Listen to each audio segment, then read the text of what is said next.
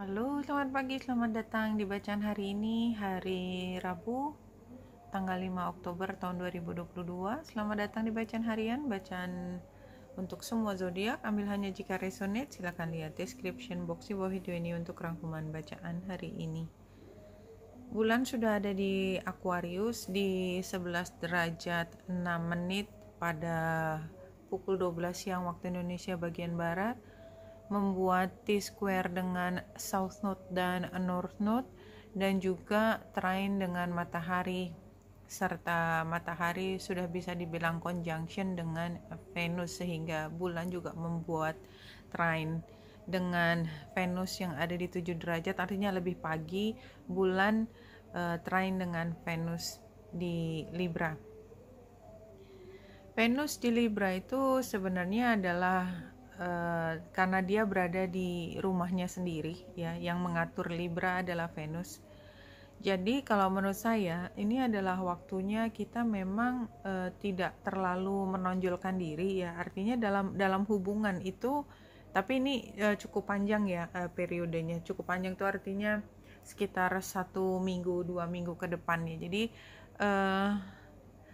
kita sebenarnya memang tidak mengambil peran utama, jadi kita peran supporting lah, tetapi kita juga tidak merasa bahwa kita di nomor 2 kan, karena kita justru malah diberi kesempatan untuk istirahat kalau menurut saya ya. Dan pada saat kita bisa sedikit agak apa ya istilahnya, ikat rambutnya dilepas sedikit, itu istilahnya adalah kita nggak terlalu ngoyo gitu ya. Justru kita punya kesempatan untuk melihat sebenarnya kayak kita mundur selangkah dari apa yang harus kita lakukan setiap hari. Kan kita bisa sibuk gitu ya, pagi jam segini mesti gini, jam siang mesti gini, itu somehow ada pihak yang bisa bersama kita melakukannya. Jadi kita kayak nggak punya tanggung jawab, kita tanggung jawabnya tidak hanya sendiri gitu. Justru setelah kita melihat ini kan kayak situasinya beda, kita kayak dikasih kesempatan untuk melihat ke depannya, kayaknya barangkali memang aku nggak harus gini terus kali ya, ini saatnya break, atau saya jadi punya ide lain bahwa hidup itu nggak harus seperti ini, atau mungkin saya ingin mulai satu kebiasaan baru, atau saya ingin mulai membuat hubungan yang lain ya. Kalau saya melihatnya lebih hubungan ke diri sendiri ya, apalagi ketemu dengan matahari kan tentang diri kita sendiri, core-nya kita. Jadi kayaknya kemarin saya dalam membina hubungan dengan seseorang, saya terlalu fokus kepada dia gitu. Sekarang kayaknya kedepannya barangkali ada bagusnya juga saya nggak terlalu ngoyo menjadi garda terdepan dalam mencari nafkah misalnya seperti itu, tapi saya bisa lebih loose sedikit. Bukan berarti saya tidak bertanggung jawab, tapi saya bisa melihat masa depan dengan cara yang berbeda, itu yang saya lihat. Tetapi memang karena juga square dengan North Node dan South Node, kita tuh nggak kebayang gimana caranya. Jadi kita hanya melihat ini adalah waktu yang sementara, kayak kita dikasih kesempatan untuk bisa melihat sesuatu dengan cara beda tentang hidup, tentang masa depan, tentang apa yang menjadi terbaik untuk kita. Jadi dan berpengaruh pada hubungan kita dengan orang lain.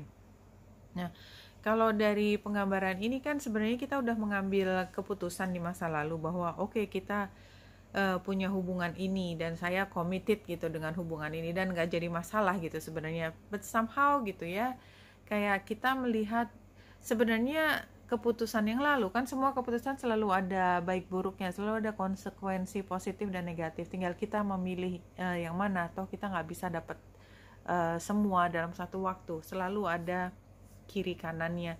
Nah, kita bisa melihat bahwa satu sisi kita mendapatkan keuntungan tertentu dari hubungan ini, tetapi di sisi lain saya kehilangan waktu saya untuk diri sendiri misalnya, atau kehilangan waktu saya untuk mengembangkan diri, mengembangkan bakat saya atau lain-lain. Dan ini kayaknya pada pandangan ini membuat kita punya gagasan baru untuk melakukan hal yang lain, membuat sesuatu yang berbeda. Itu yang saya lihat. Nah, di sini let yourself receive ini juga sama. Jadi kan biasanya kita give, tapi kapan kita receive? Kayaknya kita memang tidak membiarkan diri kita menerima benefit itu, keuntungan tersebut atau kenyamanan tersebut. Kita biasa memberikan pada orang lain dan kita merasa punya kewajiban memberi tanpa kita berpikir bahwa kita juga punya hak yang sama untuk mendapatkan. Ya, let yourself receive. Allow others to give you loving care.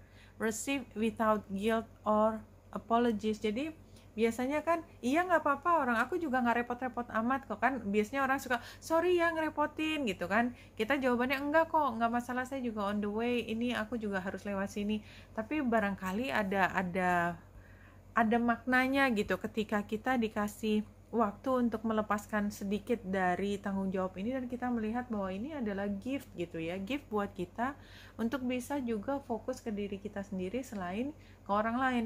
Karena tadi saya ngomong tentang Venus kan, Venus dan matahari, dan itu ada di Libra, memang fokusnya pada hubungan. Nah, wishing well ini, desire is the sacred impulse for life, feel it but let go of all attachment to ownership.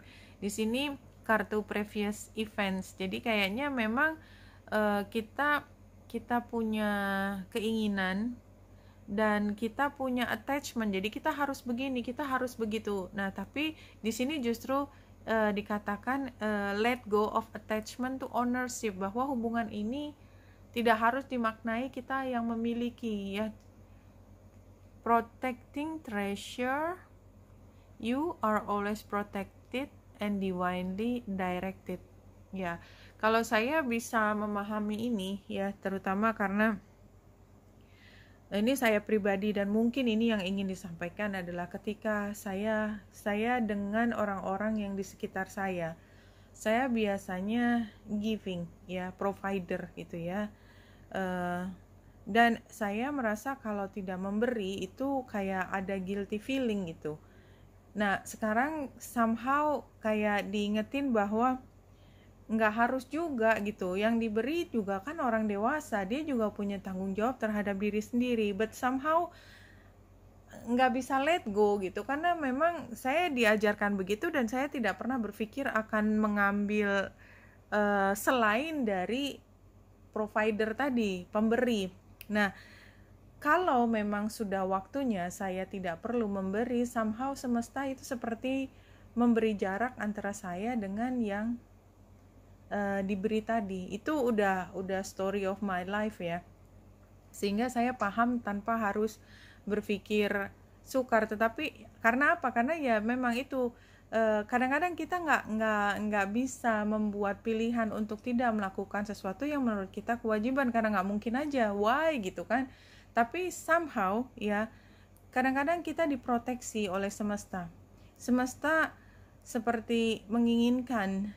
Saya ngomong sebagai saya itu belajar sesuatu atau saya mengalami sesuatu, saya ditempatkan di hal yang berbeda sehingga tiba-tiba cerita hidup saya itu seperti parting away gitu. Dan ini juga coming apart. Tadi saya jadi baru mengerti, tadinya saya melihat nggak ngerti apa. Jadi ada hal yang di dalam hati kita, di dalam pandangan kita ke depan bahwa this is forever and ever gitu ya. Dan nggak mungkin gitu saya punya rencana untuk tidak forever and ever gitu ya.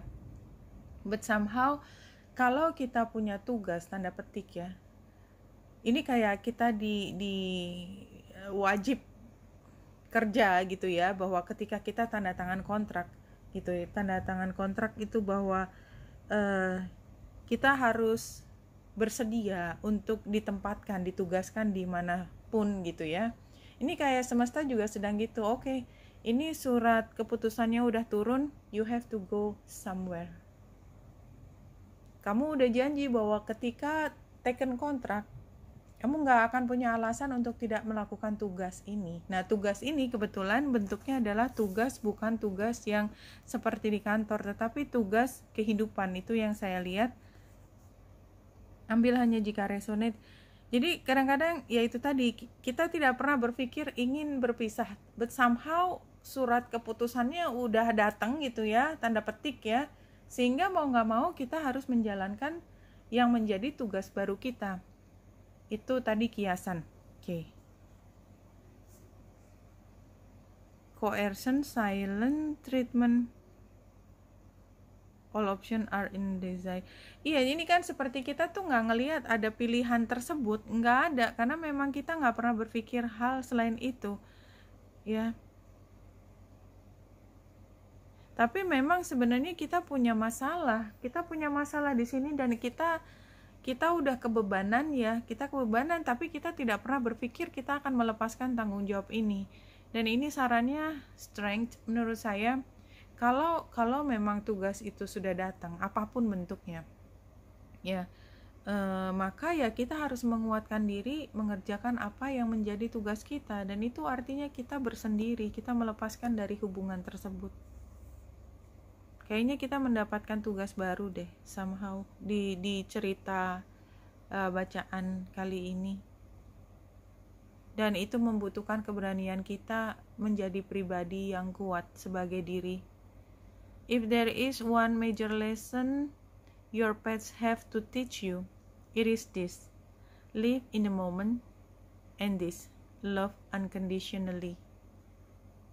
Live in the moment artinya kita konsen, kita sadar, aware dengan apapun yang terjadi pada saat ini.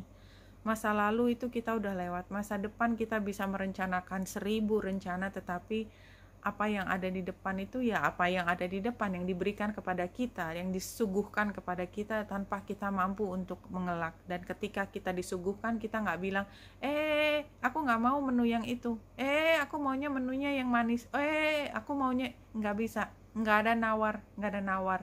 Nah, dan di sini juga love unconditionally itu maksudnya bahwa kita tuh tahu bahwa kita tuh dicintai, sepenuhnya dicintai oleh semesta ya. Saya bicara tentang semesta, kita bicara yang lebih besar, sehingga kita tahu bahwa cinta kita pada seseorang itu juga adalah penggambaran dari cinta terbesar tersebut.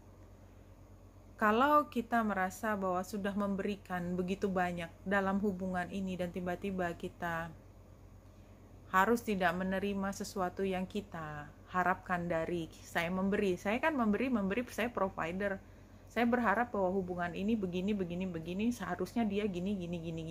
Nah, itunya tidak kita pakai. Karena apa? Karena kita sedang belajar dari petsnya kita. Kalau kita menyayangi, ini paling gampang, kucing kita tidak berharap bahwa kucing itu mengembalikan apapun yang kita sudah pernah berikan kepada dia. Kenapa? Karena yang kita berikan pada kucing kita adalah cinta, dan dia memberikan kebahagiaan buat kita sebagai dia apa adanya. Karena kita sayang sama kucing kita nggak mau sesuatu terjadi pada kucing kita, but somehow something happen, dan tanggung jawab terhadap kucing itu sudah diambil alih, sudah diberikan dengan manisnya kepada yang lain gitu ya, kira-kira seperti itu. Atau kita punya tugas lain, dan somehow kita harus mengatur bagaimana supaya kucing kita tetap berada di dalam situasi yang aman, something like that, and we are protected. Sama halnya dengan tadi hubungan saya, kucing itu kan cuma salah satu contoh, tetapi adalah pihak lain, itu sama juga protected, divinely protected. Oke, Benita Indrasari di sini, semoga membantu. Salam hati dan cahaya.